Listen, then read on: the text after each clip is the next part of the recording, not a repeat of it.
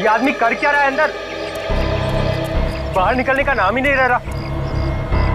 सो गया है क्या अंदर?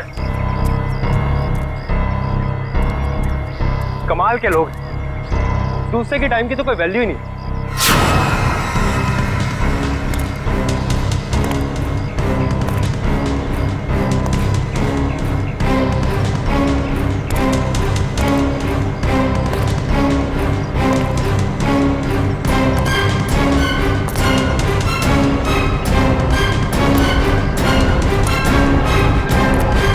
सर,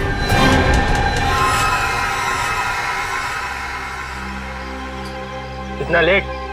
ये सर्विस है तुम्हारे रिजॉर्ट की? सॉरी सर, आपने कैंची मांगी थी, वो तो नहीं मिली। चाकू लेकर आया, इससे काम हो जाएगा। तो ब्लडी लाउजी पीपल, 10:30 हो गए, मीटिंग्स करनी है, अपॉइंटमेंट्स है, और अंदर ये आदमी बैठ के धरना दे रहा है। सर, आप अंदर नहीं जा सकते सर। हेलो भैया, सुन रहे हैं आप?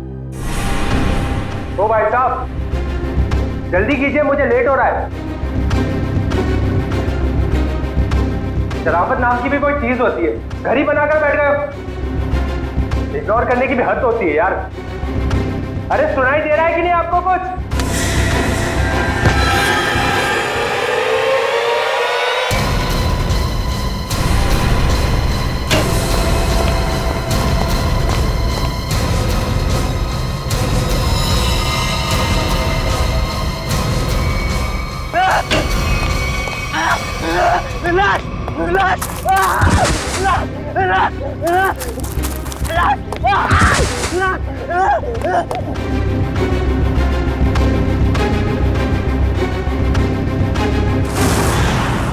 हाँ मैं पार्टी में आने की कोशिश करूंगी, कुछ प्रॉमिस नहीं कर सकती।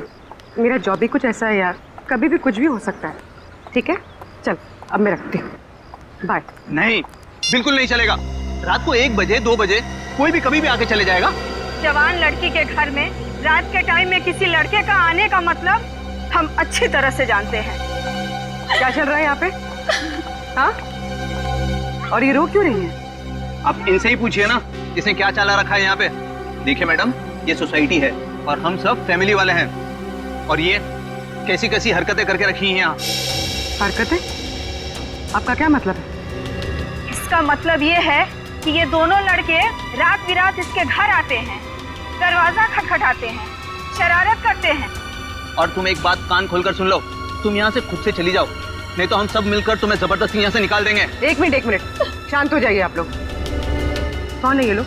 मुझे नहीं मालूम कौन है ये। 2 दिन से मेरी रूम पार्टनर नहीं है, और ये लोग रोज रात को आके मुझे तंग करते, जबकि मैंने इनको कभी देखा भी नहीं है।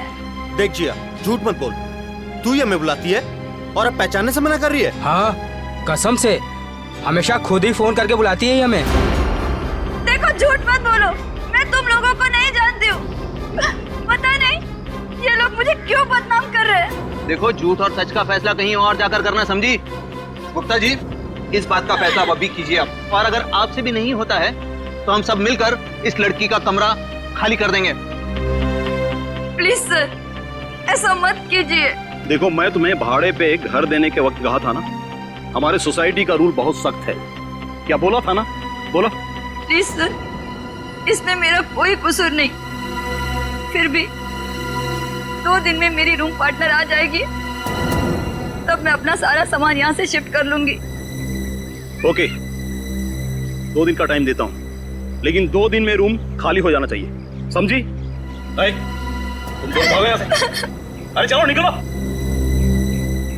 ठीक है जिया, ये तूने अच्छा नहीं किया। हाँ। पहले खुद ही हमें बुलाती है और फिर इंसल्ट करती है। कमाल है यार। चल चल। जिया, रोम, अगर तुम बेकसूर हो तो सच सामने आ जाएगा। रोम मत।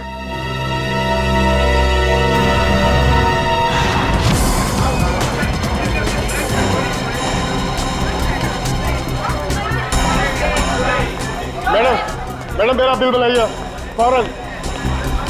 सुनिए, जरा शांत हो जाइए। देखिए, यहाँ पर खून हुआ है। जब तक हमारा इन्वेस्टिगेशन पूरा नहीं होता, कोई ये होटल छोड़कर नहीं जाएगा। मैडम, आप भी ध्यान में रखिए, कोई भी गेस्ट नहीं जाएगा यहाँ से, समझे?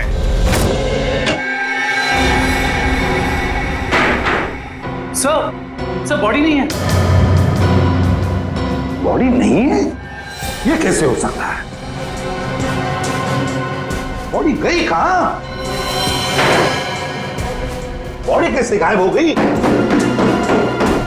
कैसे हो सकता है? और सर, अगर किसी ने मर्डर किया है और अगर वो बॉडी ले गया तो फिर ये सिर क्यों छोड़ गया? वही तो, अगर सिर यहां छोड़ा और लाश कहीं पर लेकर गया तो कोई न कोई निशान तो होने चाहिए था। किसी ना किसी ने तो देखा होगा। कोई ना कोई तो जगह हो सकती है। कहां गई लाश? हुआ क्या यहां पर? नहीं नहीं नहीं नहीं, यहां पर जो कुछ भी हुआ है ना सांखे, यहीं पर हुआ है, इसी 4 दीवारों के अंदर, स्टीम बॉक्स में, यहीं पर। सर, इस सिर को देख के ऐसा लगता है किसी ने बहुत ही बेरहमी से कत्ल किया इसका। लेकिन यहाँ पे एक भी खून का निशान, कोई धब्बा, कुछ भी नहीं है। एग्जैक्टली। अगर सिर कटा है तो खून होना चाहिए था इन दीवारों पर, खून होना चाहिए था इस फर्श पर, लेकिन यहाँ पर खून का कोई भी निशान नहीं, कोई धब्बा नहीं। यहाँ देखो, इस बॉक्स में खून का कोई भी निशान नहीं, कोई भी निशान नहीं, ना कोई हथियार का निशान। सांखे, सिर कटा हुआ है, लाश गायब है, लेकिन इस पूरे कमरे के अंदर कुछ भी निशान नहीं। कमरा सुथरा साफ है।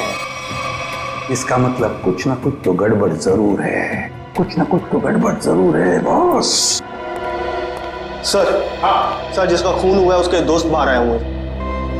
ठीक है, तुम चलो, मैं आता हूँ। सांखे, देख ले इस कमरे का एक एक कोना कोना छान मार ले, देख ले कुछ मिलता है क्या।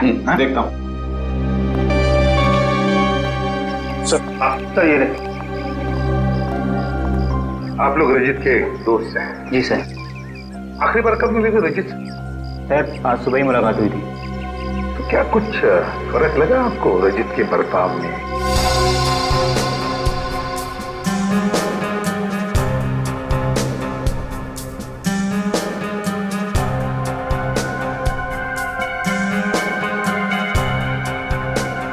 सर, ऐसी तो कोई बात नहीं है। इनफैक्ट हम जिम से साथ में ही आ रहे थे। कॉरिडोर में मेरी उससे बात भी हुई। बहुत फ्रेश और बहुत खुश लग रहा था वो। अरे रजित, कैसी रही तुम्हारी मसाज? हाँ, हल्का महसूस कर रहा हूँ। सेमिनार के लिए आए पर ऐसा लग रहा है वेकेशन के लिए आए हैं। लग रहा है तुम वाकई में वेकेशंस के लिए ही आए हो। यार, कहीं सेमिनार में सो मत जाना। नहीं, मैं आधे घंटे के लिए स्टीम बात कर लूँ, फिर टॉक्सिन्स भी क्लीन हो जाएंगे और मैं फ्रेश भी लगूंगा। सर, उसके बाद हम दोनों यहाँ स्टीम रूम में आए और वो स्टीम रूम का अटेंडेंट रिकी, सर रिकी ने ही स्टीम रूम तैयार किया था रजित के लिए। Good morning sir. Good morning Ricky. 10 बजे का अपॉइंटमेंट है मेरा। Yes sir. सर, आप साइन कर दीजिए। Thank you sir. आइए सर।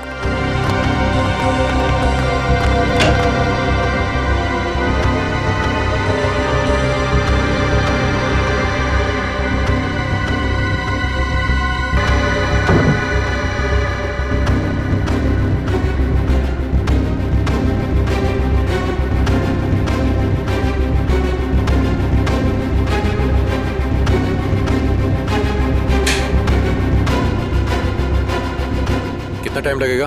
सिर्फ 25 मिनट। चल रजित, तू एंजॉय कर, ब्रेकफास्ट में मिलते हैं। चल ठीक है, ओके। स्टीम रूम का अटेंडेंट रिकी। रिकी, ये स्टीम रूम का अटेंडेंट रिकी कहाँ है? जरा बुलाओ उसे।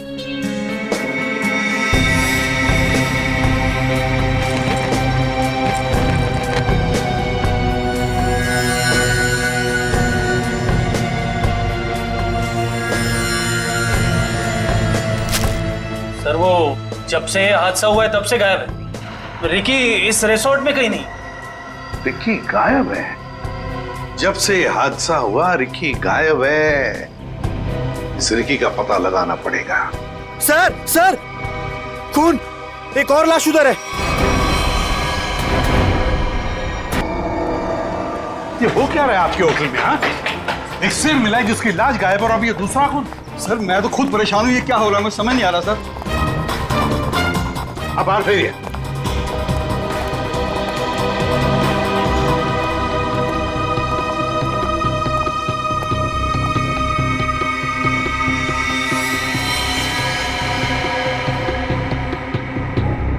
छाती में दो वार किए हैं। सर काफी गहरा है, पूरी ताकत से बात किया गया। हाँ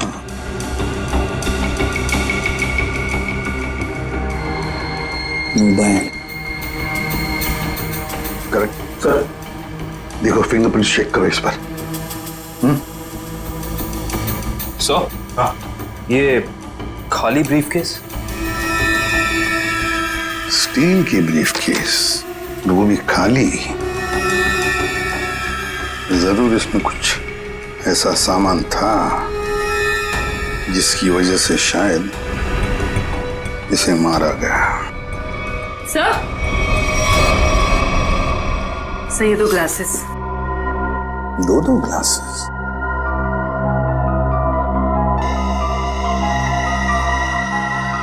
लिपस्टिक वगैरह के तो कोई मार्क नहीं, लेकिन एक बात तो पक्की है कि यहां पर इसे मिलने कोई आया तो था जरूर। कोई ऐसा आदमी जिसे शायद जानता था, जरूर जानता होगा उसे। क्या नाम क्या था इस गेस्ट का? सर विनय नाम था इनका, और यहाँ पे होने वाले सेमिनार के लिए आए थे। विनय, तो इससे मिलने अगर जो भी कोई आया होगा उसका रिकॉर्ड तो हमें रिसेप्शन से मिलेगा ही ना? जी सर।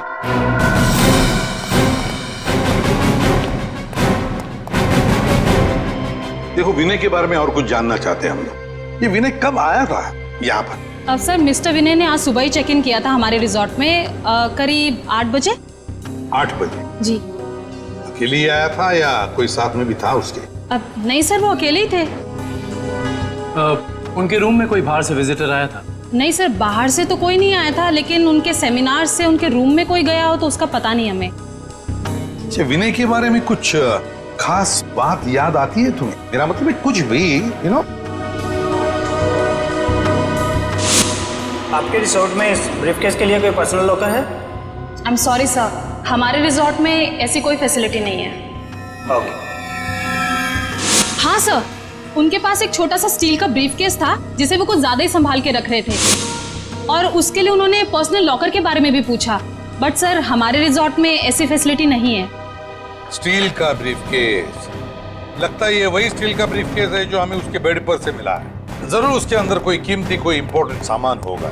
सर ऐसा भी तो हो सकता है कि इस विनय की मौत का यही कारण हो। हाँ सर, विनय के रूम में कोई होटल के बाहर से नहीं, होटल के अंदर से आया था और दोनों साथ में ही बैठे थे। सर करण, सर इस फोन पर जो फिंगरप्रिंट थे उसे उठा लिया सर। Very good. देखते हैं आखिरी फोन किसका था। पार्टनर, जरूर किसी पार्टनर ने फोन किया था विनय को। पता लगाना पड़ेगा है कौन ये पार्टनर।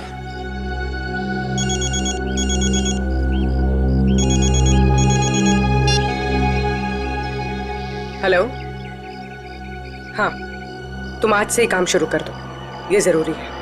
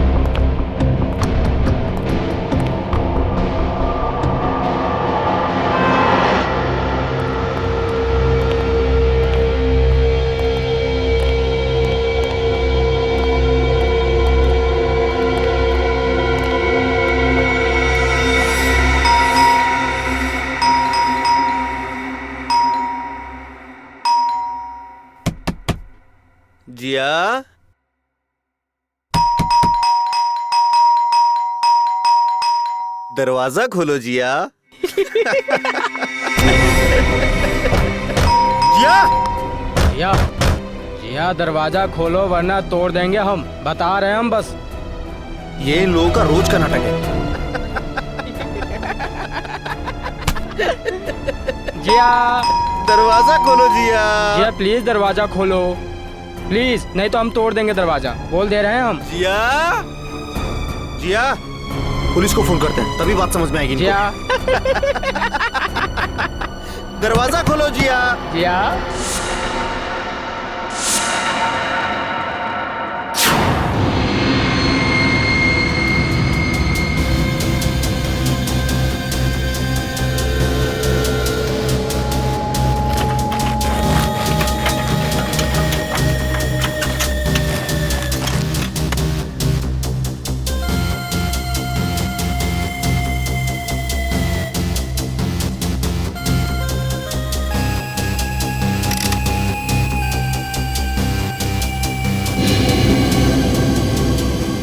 सर आता रहेगा।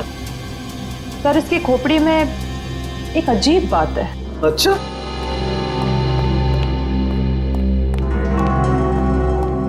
क्या अजीब बात है? सर इसकी गर्दन पे ना तो किसी चीज से काटने का निशान है और ना ही तोड़ने का। लेकिन कोई ना कोई निशान तो जरूर होना चाहिए। हाँ, कोई निशान तो होना ही चाहिए। अगर हथियार का नहीं है तो किसी और चीज का निशान होना चाहिए जिससे मारा गया। और इसकी खोपड़ी का अंदर का हिस्सा बिल्कुल खाली है। ऐसा लगता है जैसे कि सारी चीजें पिघलकर बह गई हो। ऐसा कैसे हो सकता है तारिका? इसके अंदर कोई मोम तो होता नहीं, खून है, मसल्स हैं, टिश्यूज हैं। हाँ लेकिन ये खोपड़ी बिल्कुल खाली है। अच्छा तारिका, इसकी खोपड़ी में से जो फ्लूइड निकला था, तुम उस फ्लूइड को चेक करो, उसमें जरूर कुछ ना कुछ मिलेगा। सर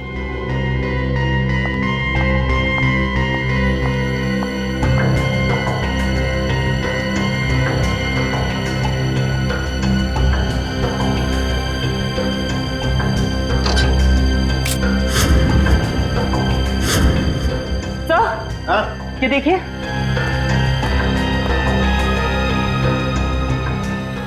अरे एसिड, इसकी खोपड़ी के अंदर एसिड।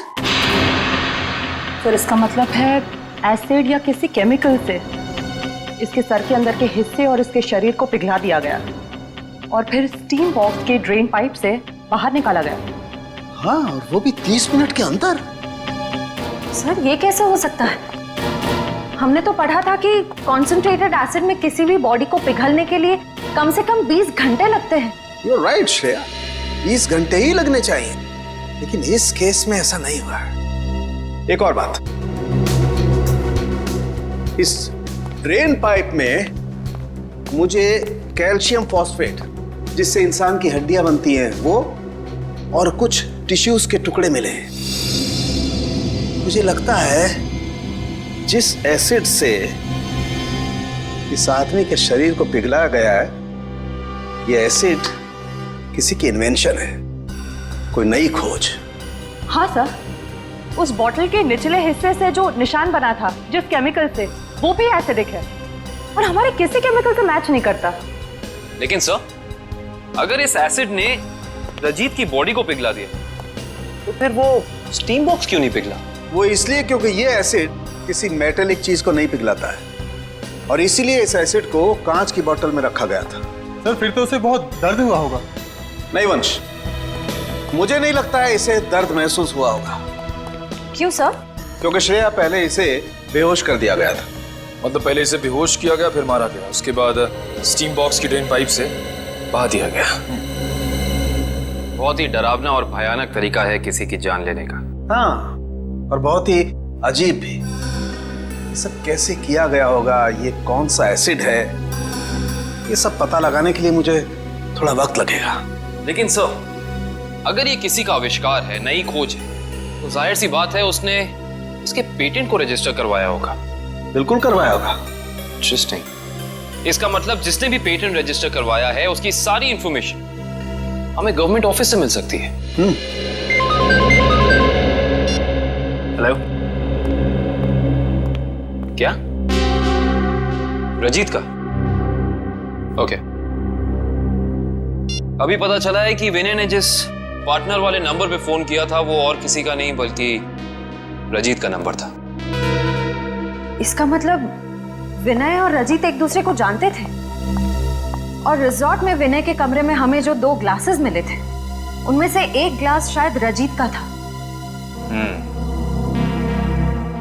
अब तो विनय के घर वालों से ही पता करना पड़ेगा।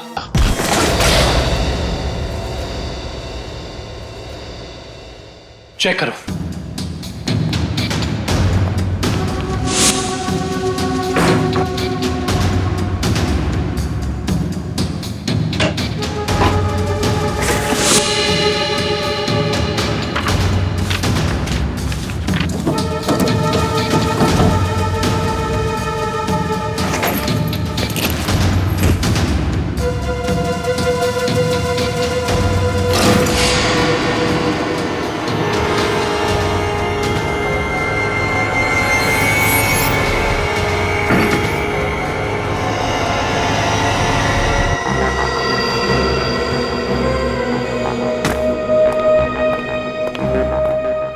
ये बॉटल देखो, इसका नीचे का हिस्सा बिल्कुल वैसे ही है जैसा निशान हमें रिजॉर्ट के स्टीम रूम में मिला। तो इस केमिकल से रिकी ने रजीत की बॉडी पिघलाकर उसका खून कर दिया है। हाँ, लेकिन एक स्टीम रूम का अटेंडेंट किसी को इतनी चालाकी से नहीं मार सकता। ये उसके दिमाग का काम हो ही नहीं सकता। कोई है जो उससे ये करवा रहा है। कौन करवा सकता है ये सब? इसका जवाब तो रिकी देगा। हाँ, और उसके लिए रिकी का मिलना बहुत जरूरी है। चलो बाहर लोगों से पूछते हैं, शायद उसे जाते हुए किसी ने देखा। एक्सक्यूज मी, आप लोग सब यहीं आसपास रहते हैं? जी जी। ये वो रिकी रहता है यहाँ पे, आप लोग उसे जानते हैं? आज आपने उसे देखा? हाँ सर, मैंने देखा उसे। बड़ी जल्दी में लग रहा था और एक बैग भी था उसके हाथ में। अच्छा, यहाँ से किस तरफ गया था वो? सर उस तरफ। उस तरफ? हाँ सर, एक ट्रक आया और रिकी उस पे बैठ के निकल गया। थैंक यू, चलो उस डायरेक्शन में देखते हैं।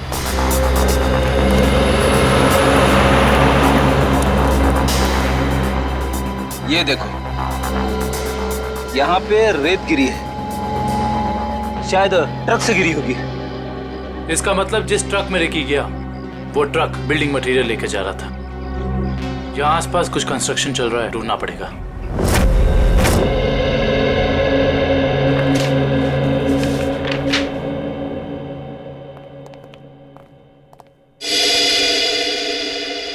जी कहिए। सीआईडी। सीआईडी? जी, पिछले हफ्ते में जितने भी एसिडिक केमिकल्स को पेटेंट कराया गया है उन्हें रजिस्टर करवाने वालों के नाम और पते हमें चाहिए। केमिकल का कोई नाम भी तो होगा। आप वो फाइल हमें दे दीजिए, हम खुद ढूंढ देंगे। ठीक है।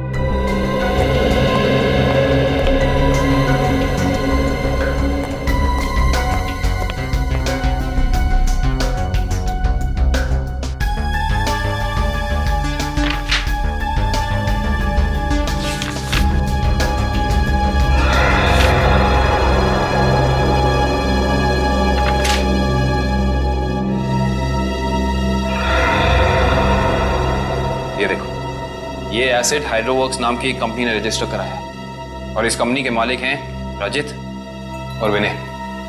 इसलिए विनय के सेल फोन पे रजित का नंबर पार्टनर के नाम से सेव था। रजित अपने खोज से मरा और उसका पार्टनर विनय एक बंद कमरे में मरा हुआ मिला। इंटरेस्टिंग। ये केस तो और भी ज्यादा उलझता जा रहा है।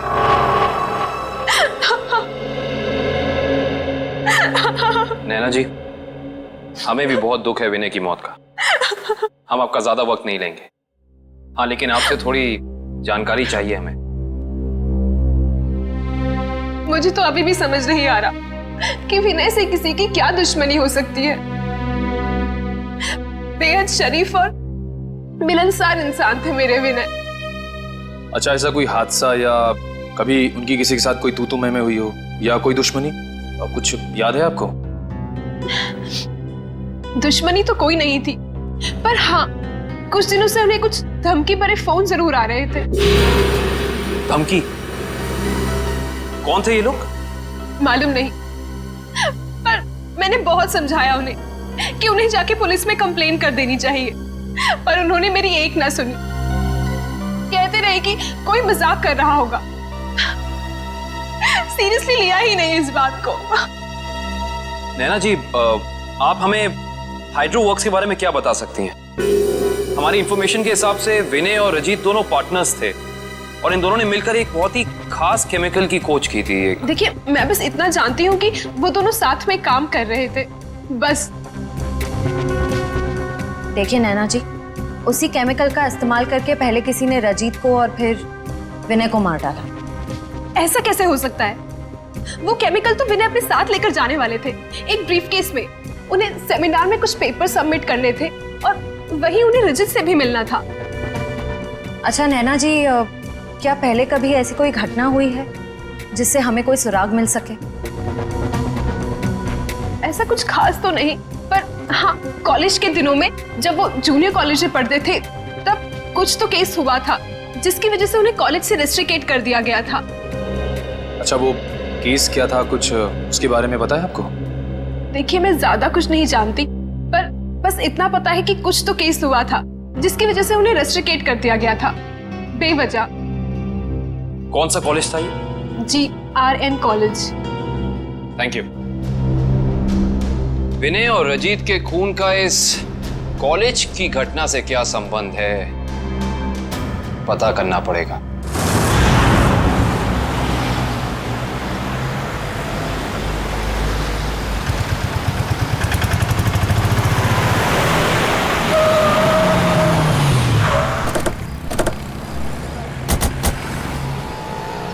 ये देखिए, रेत यहाँ पे पड़ी हुई है और ये देखो टायर के मार्क्स। इसका मतलब ट्रक यहाँ पे आके रुक गया था, लेकिन ये कंस्ट्रक्शन का काम भी तो बंद है। यही वजह है कि अब हमें ये पूरी जगह चेक करनी होगी। आओ अंदर चलकर देखते हैं।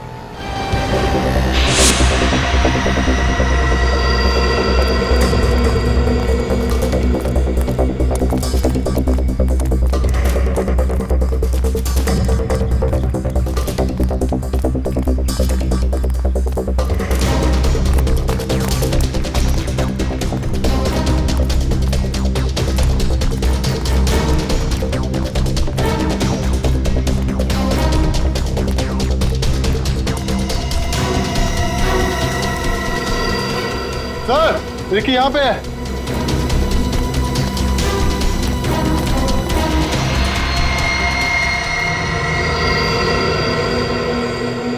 रिकी, रिकी, ये तो ठंडा पड़ गया। हाँ सर, इसकी स्किन भी कड़क हो गई है। पहले इसे हॉस्पिटल पहुंचाओ।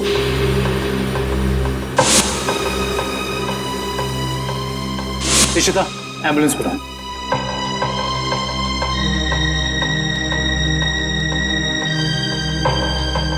इसके शरीर पे जेल जैसा कुछ लगा हुआ है, जिसकी वजह से इसका शरीर अकड़ गया होगा। और ये देखिए, आसपास के पत्थरों पे भी जेल जैसा ही है। ये देखो,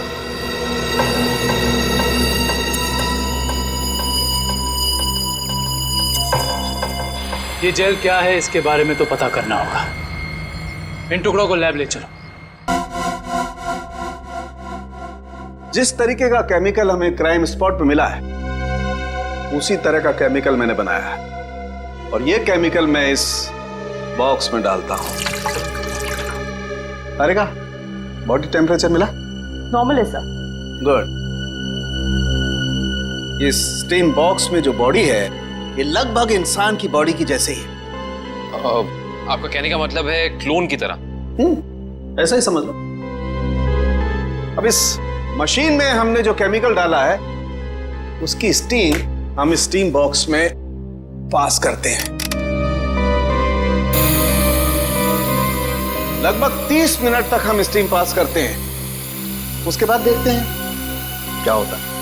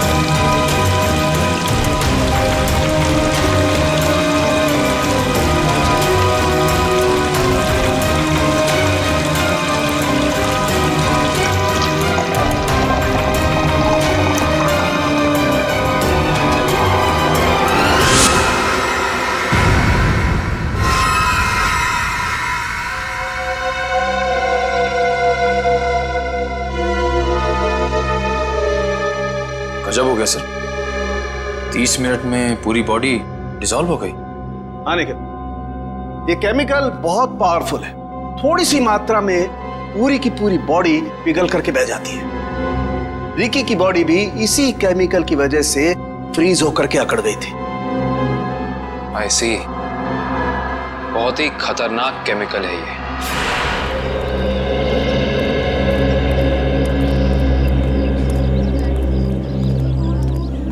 एक्सक्यूज मी, हम लोग सीआईडी से 2005 के केस के सिलसिले में आपसे थोड़ी पूछताछ करनी थी।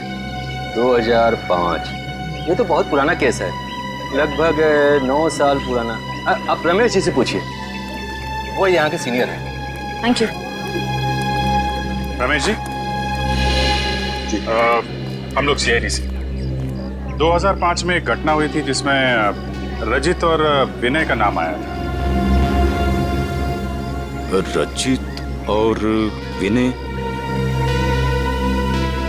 सर क्या है कि हर साल इतने लड़के लड़कियां आते हैं तो नहीं, उस केस में इन दोनों लड़कों को रेस्ट्रिकेट किया गया था। रेस्ट्रिकेट? अरे हाँ, याद आया।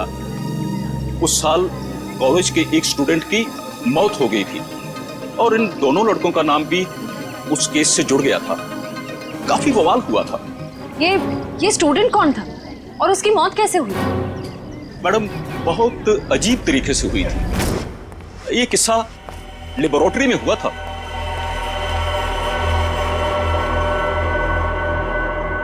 इतनी देर तक कौन काम कर रहा है? कौन काम कर रहा है?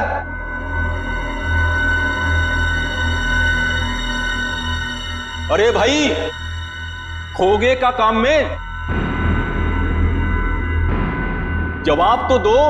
कब तक काम करोगे? अरे चुप क्यों हो? बताओ, मैं लेबोरेटरी बंद करूं या खुली रहने दूं?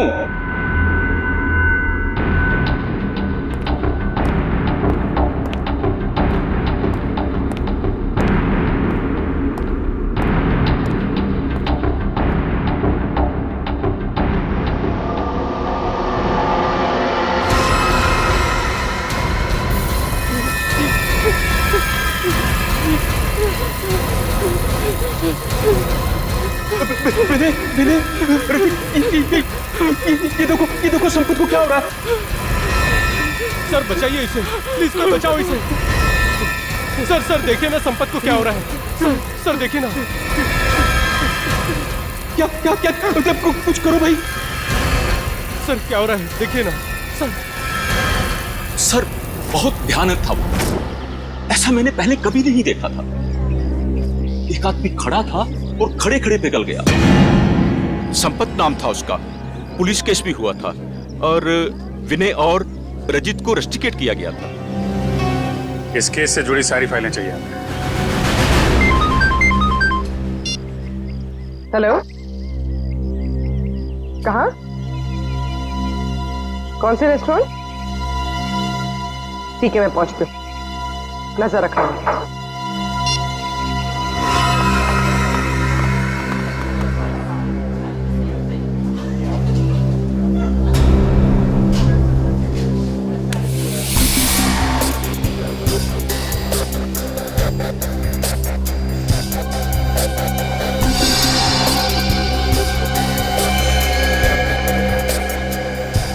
मजा तो आता है यार। अरे काहे का मजा यार? पता है, रात को जैसे ही जाते हैं ना उसके घर के सामने, तभी चौकीदारों को पटाना पड़ता है।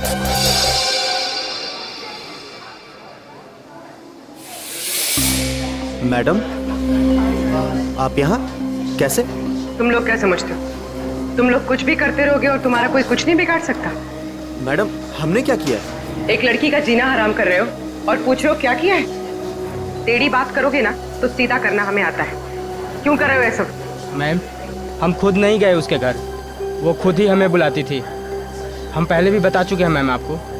और मैडम, आपको जानना ही है तो आप जिया से बात करो ना। वो क्यों बुलाती है हमें? वो झूठ नहीं बोलती है। सर हम सच बोल रहे हैं सर, हमारा यकीन कीजिए प्लीज। हाँ जानता हूँ, राजा हरिश्चंद्र के चेले हो ना तुम लोग। देखो, लास्ट चांस दे, सच सच बताओ, उस लड़की को क्यों परेशान कर रहे हो? और अगर सीआईडी का तरीका अपनाऊंगी ना तो तोते की तरह बोलना शुरू कर दोगे।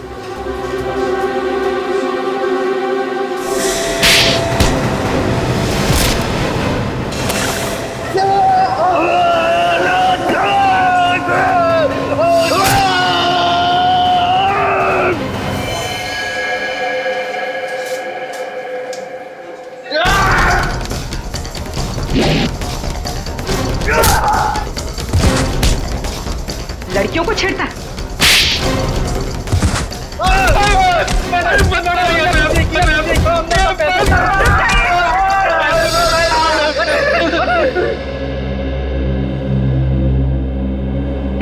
साइंस लैब में 2005 में और बेस्ट इन्वेंशन करने वाले को स्कॉलरशिप मिल रही थी।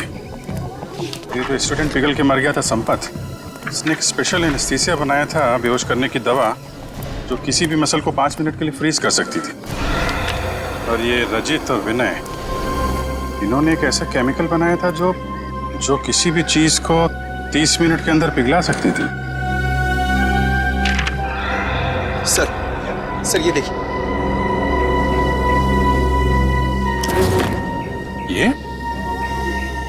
ये भी उस वक्त कॉलेज में था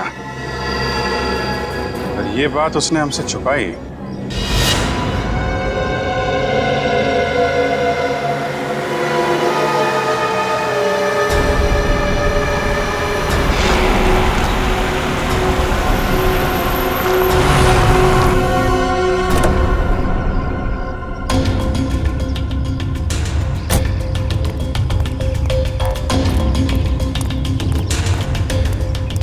पैसे लिए? हाँ, ये देखो।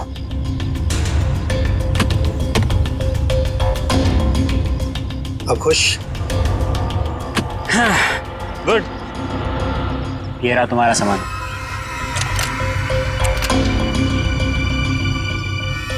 तो ये है दुनिया का सबसे बड़ा आविष्कार जो अब मेरा होगा। बिल्कुल तुम्हारा है।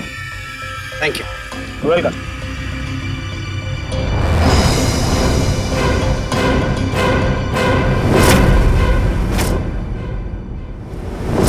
ये छुप छुप के क्या कर रहे हो? हैं? क्या कर रहे हो छुप छुप के? आगे मत बढ़ना, वरना ये बोतल इसी के साथ मैं फोड़ दूंगा।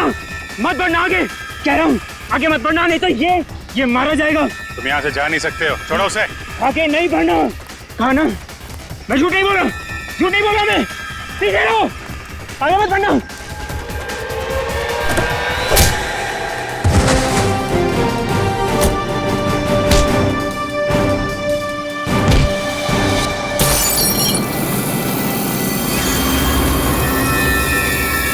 क्रिश्चियन, हॉस्पिटल लेकर आओ जल्दी।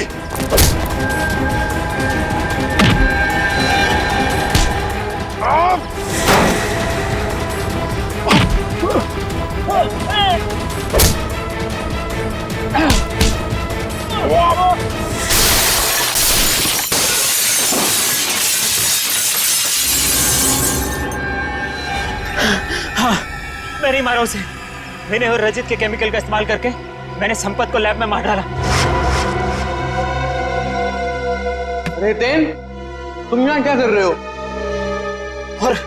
और संपत के बनाए हुए केमिकल पर अपना नाम डालकर मैंने उसे भेज दिया। क्यों किया तुमने ऐसा? मुझे पैसों की जरूरत थी।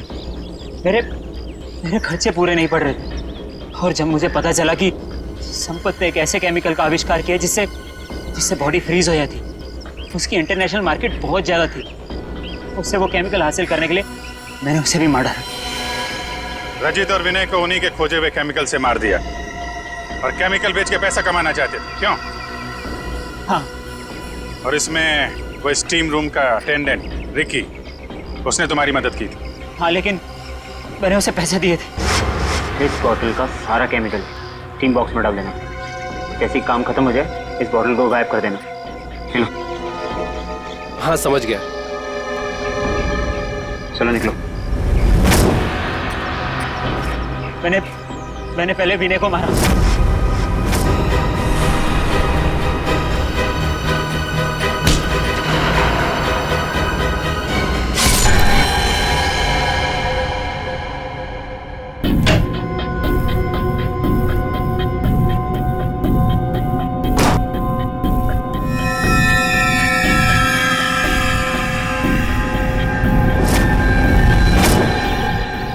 और फिर रिकी की मदद से मैंने रजित को खत्म कर दिया।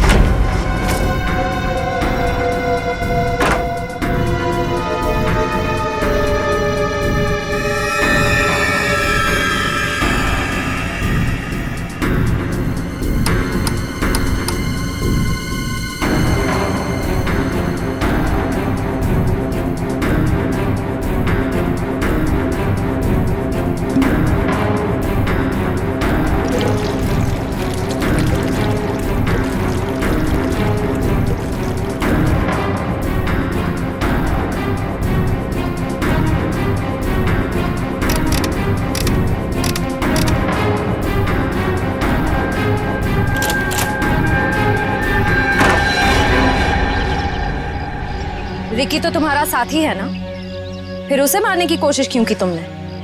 रिकी मुझे ब्लैकमेल कर रहा था। मैं सोच रहा हूँ कि जुबान भी कितनी कीमती चीज है, अगर फिसल जाए तो करोड़ों का नुकसान करा दे, इज्जत गवा दे, फांसी चढ़वा दे। मतलब? वो केमिकल की बोतल मेरे सीने में 2 मर्डर्स के राज बहुत ज्यादा है, जुबान जेल नहीं पाएगी, वजन तो करना ही पड़ेगा। लो पैसे पकड़ो और अपना मुंह बंद रखो, समझे? उसी केमिकल से मुझे डरा रहा था। क्या करता था? जरूरत थी और मजबूरी। Shut up! समाज की भलाई के लिए की गई खोज का गलत इस्तेमाल किया है तुमने। 3 खून किए हैं। तुम जैसे लोगों के लिए कानून ने भी एक खोज की है, फांसी। आप लोगों को जरा सा भी एहसास नहीं हुआ कि आप लोग सब मिलकर एक अकेली लड़की के साथ इतनी नाइंसाफी कर रहे थे? कोई इस तरह से परेशान करता है किसी को? बोलिए। सॉरी मैडम, ये रमेश जी को अपना फ्लैट बेचना था और उन्हें अच्छा बायर भी मिल गया था, इसीलिए सब। और मैडम, जिया घर खाली करना भी नहीं चाह रही थी और उसके लीज एग्रीमेंट को खत्म होने में अभी टाइम था। मैडम, ये रमेश जी ने एक दिन आकर हमें अपनी तकलीफ बताई और हमसे हेल्प मांगी। तो आप लोग ने मिलकर ये ड्रामा किया, एक लड़की के कैरेक्टर पर कीचड़ उछाला। आप लोग ऐसा कर कैसे सकते? और रमेश जी, आप पैसों के लालच में इंसानियत भूल गए। सॉरी मैडम, मुझसे गलती हो गई, अब ऐसा नहीं होगा। जिया अब यहीं रहेगी, इसी फ्लैट में। जिया, मुझे माफ कर दो, I am really sorry. Please sir, sorry बोल के मुझे शर्मिंदा मत कीजिए। थैंक यू मैम, आपने मेरी बहुत हेल्प की, वरना मैं अपने पेरेंट्स के पास वापस चली जाती। देखो जी, कभी घबराना नहीं, अपने हक और अपने सम्मान के लिए हमेशा लड़ना, समझे? Best of luck.